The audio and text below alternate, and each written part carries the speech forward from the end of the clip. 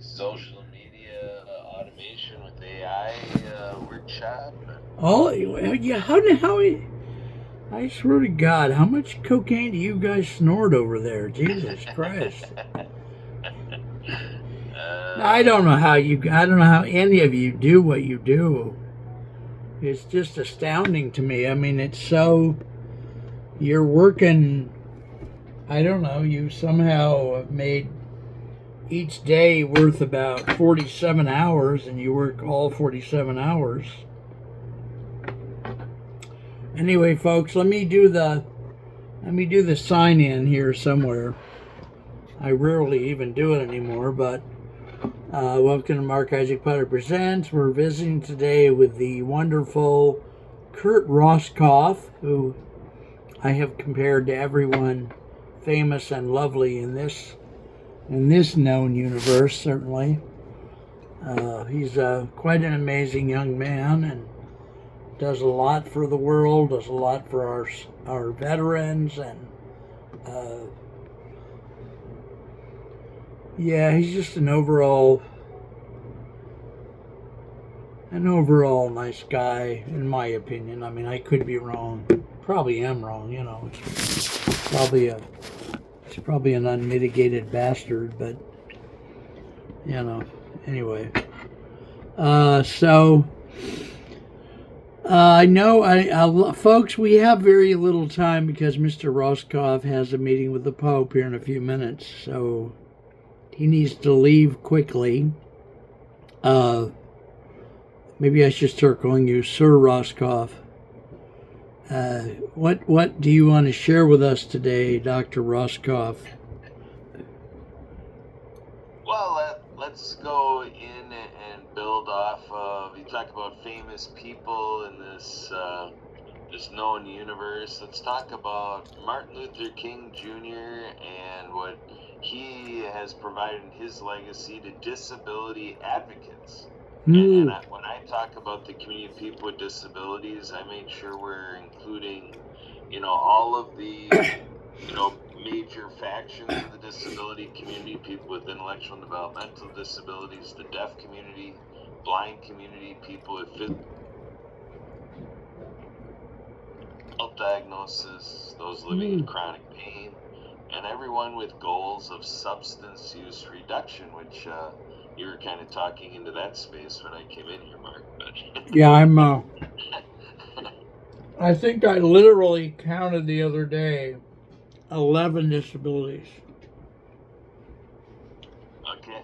I'm gonna do a show about it, obviously, because I do a show about everything. But I've got quite a few, and I don't think the point of this video necessarily is for me to talk about all my disabilities. But what are your thoughts about the panoply of disabilities in the world and how I don't think people with disabilities are treated? They're certainly not treated in an equal way to the point where people don't notice or anything. And we don't get the same opportunities, I don't think, either. So, what are your thoughts about all that stuff? Well, I was talking to with a few gentlemen last week, but the one gentleman, he is a gentleman who identifies with a disability.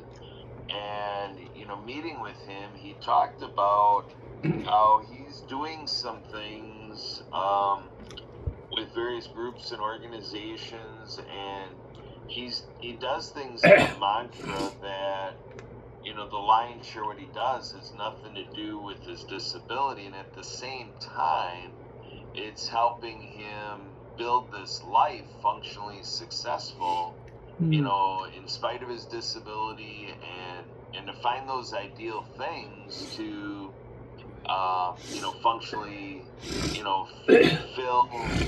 that interruption. I guess I'll call it that. When you have a disability, because I would pose that a lot of what people with disabilities feel is really what I might say is the disability of everyone else. Because that's what I learned a dozen years ago. It was my lack of understanding universal design it was my hopping into a meeting and learning about global public and inclusive infrastructure. Okay. And I'm opening up my time to learn about more assistive technology. Yeah. That there's so much that people that don't identify with a disability can, grow their life through, and we can build this world, like back to Martin Luther King Jr., how he talked primarily from the racial perspective about how all of the races can come together, and children of all races, are playing together. We can think of that in terms of the functional space, with any conversation about disability. And, the gentleman last week said something I agree to. It's been, something that's been declared, many times, in conversations I've been in the last 10 years, is that really everyone has a disability. Okay. There's a sliding scale of disabilities, and, we can be critical about any individual and start to mount up for any person how we can call that a disability. Yeah. Now, at the same time, disability advocates are concerned that we don't muddy the waters of disability, because financially speaking, in terms of agency funding and so forth, Yeah. we do need a clear prescription in terms of who qualifies for disability services. Well, yeah, So and that's really yeah. where we get black and white.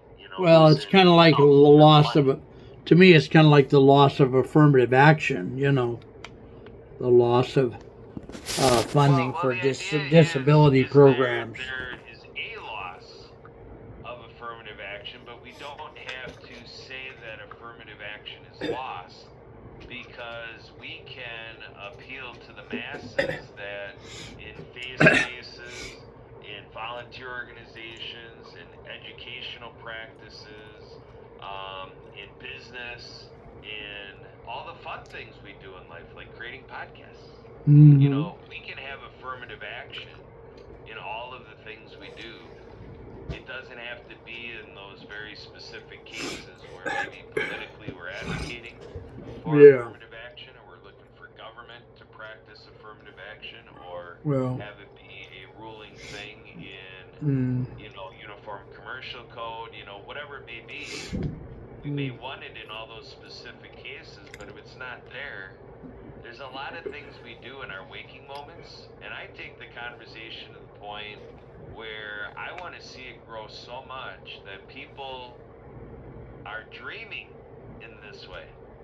Because I think that's so powerful to ask ourselves that when we dream, do our dreams include, functionally all people?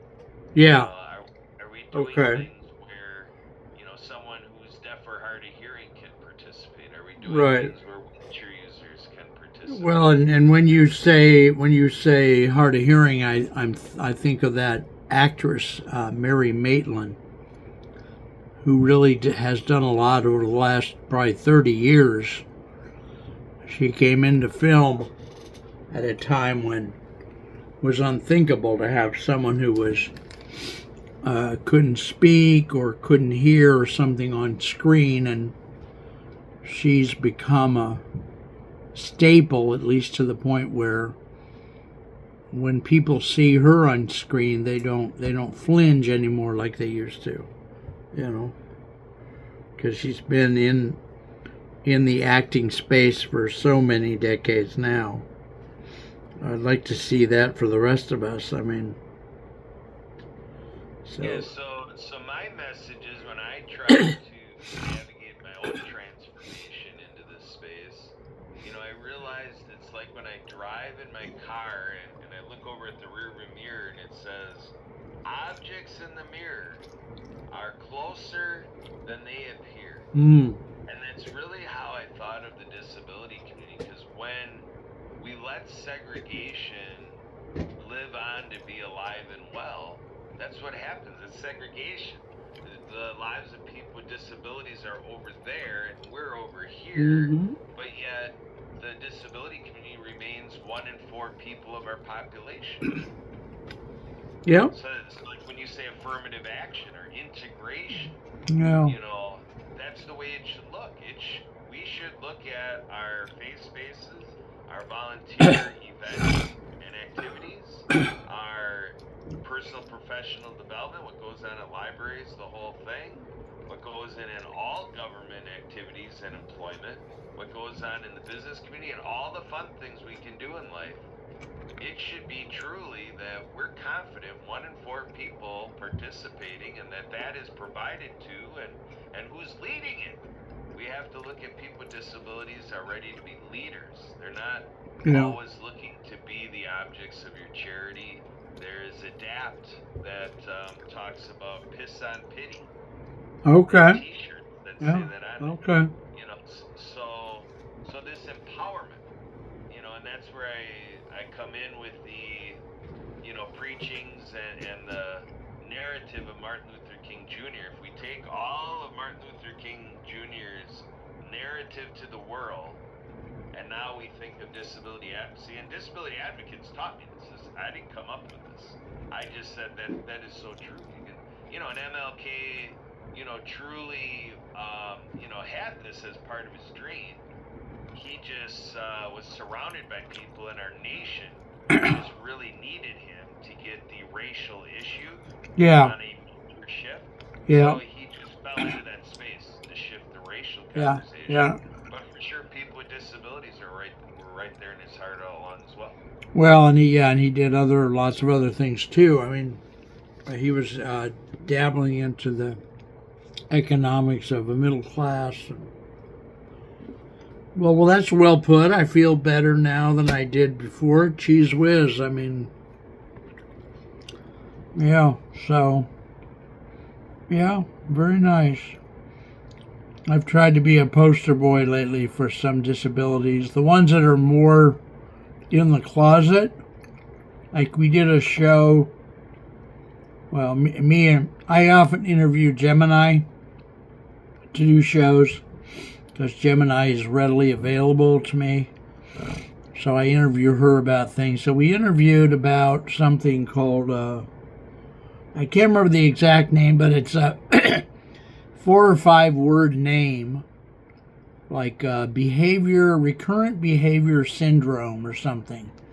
And it's six disorders that have to do with things like picking scabs, pulling your hair, picking your nose, all those things. And they're very, and I thought, you know, my life needs to be sacrificed for the common good as far as I'm concerned. So I noticed, I mean, I've been picking my nose all my life, picking scabs all my life. And one day on camera I picked my nose and I thought, well, I won't play that, or I'll edit that out. And then of course I said, you know, why do that? Just leave it in there. So we left it in, and then I'm doing shows all day like you guys, so I got with Gemini in about a half an hour and I said, let's do a show on this. And of course she knows the real name of it and what the 6 disorders are, and you know, the fact that Joan of Arc was the first one to pick her nose in public and all that. So I brought all that into my group, so that gave me, I think I have 2 of the 6, and then I have 5 or 6 mental illnesses and 3 or 4 physical disabilities and a learning disability and dementia, and comes up, yeah. So yeah, but you know, I still get by. I'm in a lot of pain, and I really want to.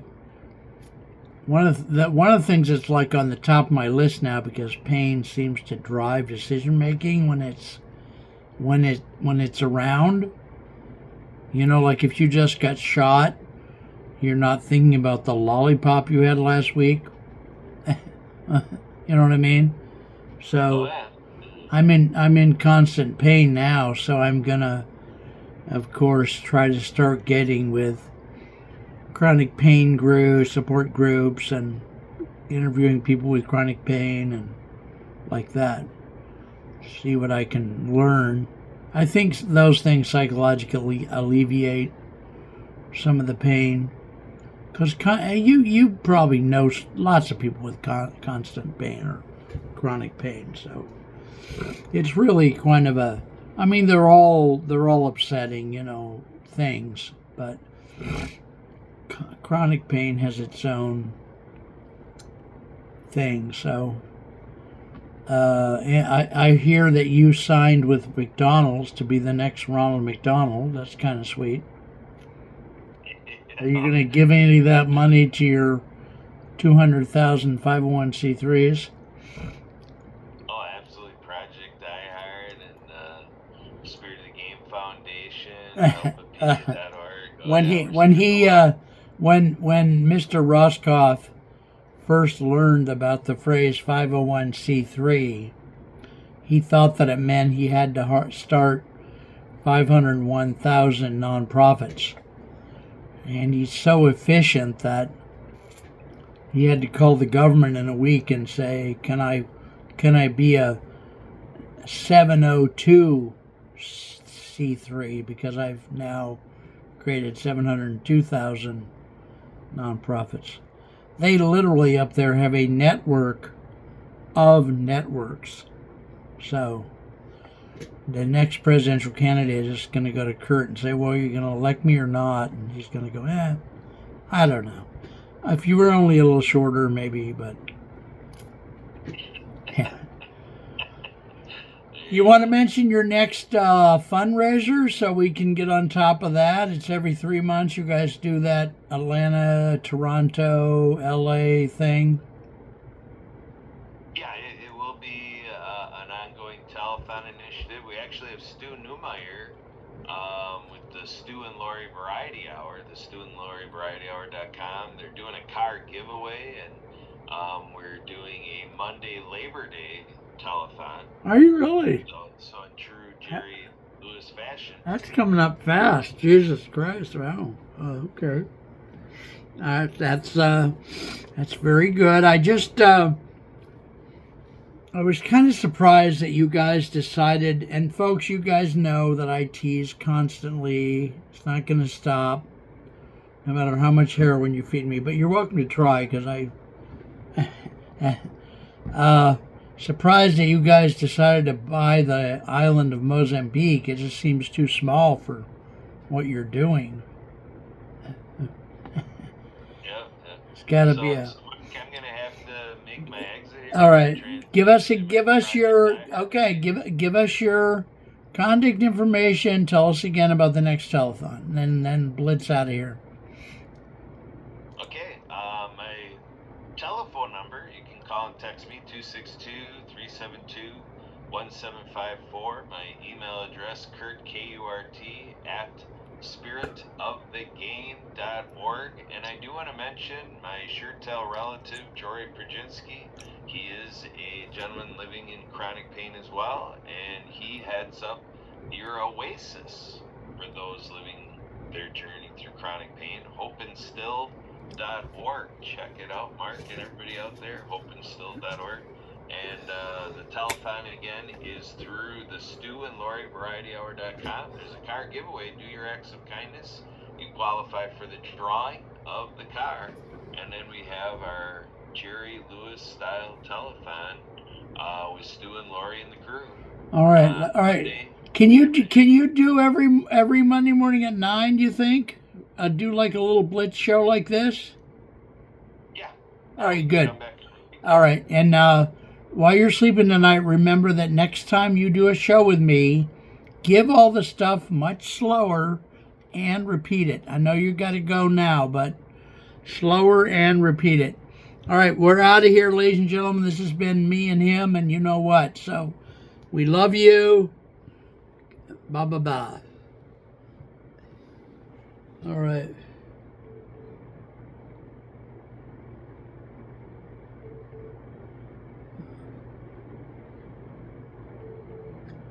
Look. Hello. Hello. This is Mark. Hi, Mark. My name is Murad. I'm with Colonial Pen Bankers Life. And the reason for my call is to follow up on the request we received about the life insurance. No? Yeah, I'm here, and I actually decided that the life insurance was too expensive, so I'm not going to get it. But thank you for calling. Well, I understand that, Mark. So the thing is that I'm with Bankers Life, which is a parent company to Colonial Penn, and the Colonial Penn has just only one product, which is like more expensive because it doesn't ask any health questions. But there are like products that just answering just simple health questions. You can qualify for that, and which is like way more affordable, like twice as cheap as the Colonial Penn. All right, give me your name again, please. My name is Murad, Murad. So actually, I'm a local agent. I live in San Ramon. I'm going to be in your area this Wednesday. So are you more of a morning or afternoon person, Mark, so that I can get this information? Murad, God bless you, brother. Let me do this instead. I want you to come on my TV show, my podcast, rather. The TV show, we can't do this. I want you to come on my podcast as a guest, a free show, and promote your business. And I will broadcast that out. I will broadcast that out to more than 100 million people. All right, that sounds good. So what if we kind of book an appointment and like discuss all of this with you, and then I can talk to my managing director to see what he says. So that all right. So are you good. More from an afternoon person? No, well, here's the thing. I got 6 slots open. You can do this any day. You don't have to be around here because we're going to tape it on Zoom. So. Okay, I got it. All right. So here's the drill. We have the following times: 8 a.m., 9 a.m., 10 a.m., 1 p.m., 2 p.m., 3 p.m., Monday through Saturday. Okay, Mark. Okay. Which one do you want? So regarding the podcast, you said?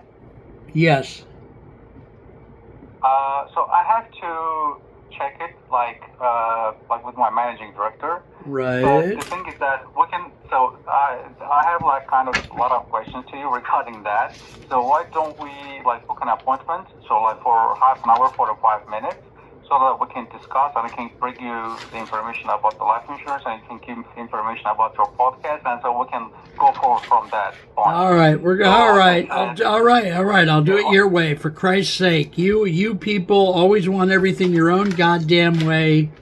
No matter what I give you, you want everything your own fucking way. So let's do it your way. When do you want to meet? Afternoon. I'm an afternoon person.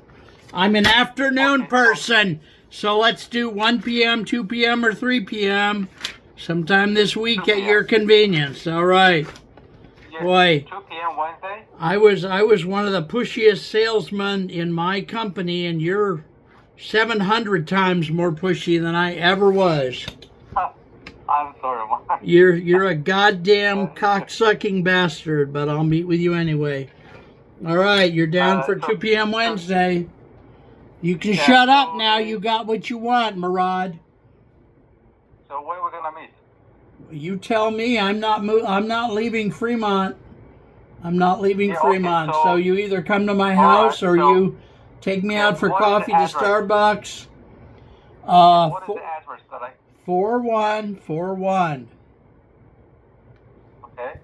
Deep Creek Road. Deep Creek. Deep.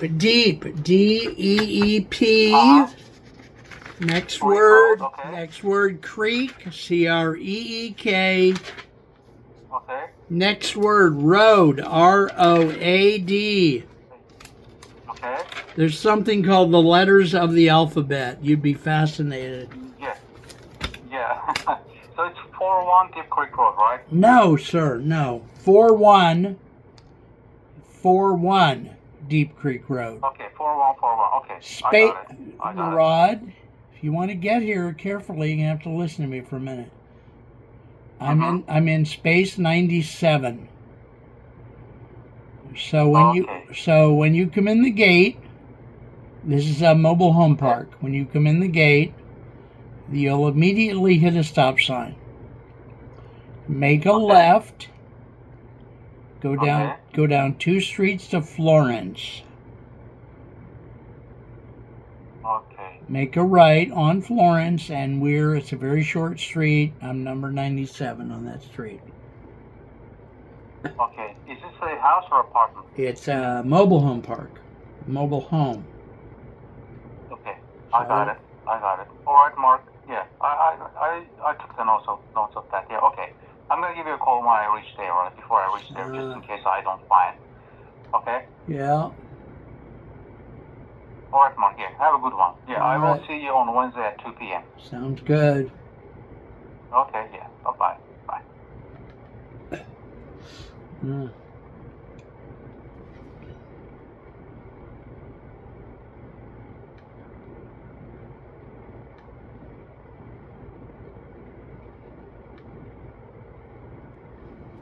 Mm. No, these other ones got ruined probably. Mm.